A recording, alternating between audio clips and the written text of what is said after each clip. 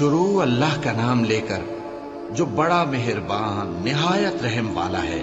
ए कमली में लिपटने वाले, रात को क़याम किया करो मगर थोड़ी सी रात, यानी निस्फ रात या उससे कुछ कम क़याम करो या कुछ ज्यादा। और कुरान को अच्छी तरह ठहर ठहर कर पढ़ा करो। हम अनकरीब तुम पर एक भारी फरमान नाजिल करेंगे।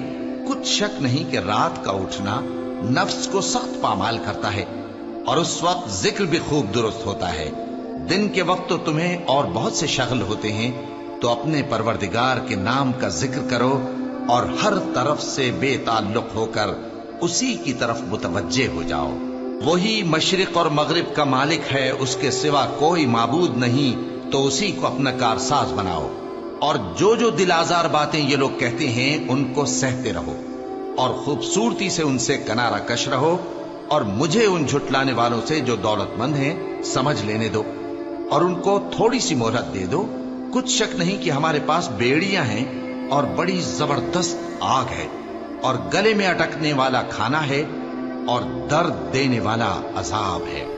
जिस दिन जमीन और पहाड़ कांपने लगें और पहाड़ ऐसे भुरभुरे हो जाएंगे जैसे रेत के टीले, ए अहले मक्का, जिस तरह हमने फिरौन के पास मूसा को पैगंबर बनाकर भेजा था, उसी तरह तुम्हारे पास भी मोहम्मद सल्लल्लाहु अलैहि वसल्लम एक रसूल भेजे हैं जो तुम्हारे मुकाबले में गवाह होंगे। सो फिरौन ने हमारे पैगंबर का कहा न माना तो हमने उसको बड़े दर्दनाक अंदाज से पकड़ लिया। अगर तुम भी इन पैगंबर को न मानोगे तो उस दिन से किस तरह बचोगे जो बच्चों को बूढ़ा कर देगा, जिससे आसमान फट जाएगा। ये उसका वादा पूरा होकर रहेगा। ये कुरान तो नसीहत है, सो जो चाहे अपने परवरदिगार तक पहुंचने का रास्ता इख्तियार कर ले।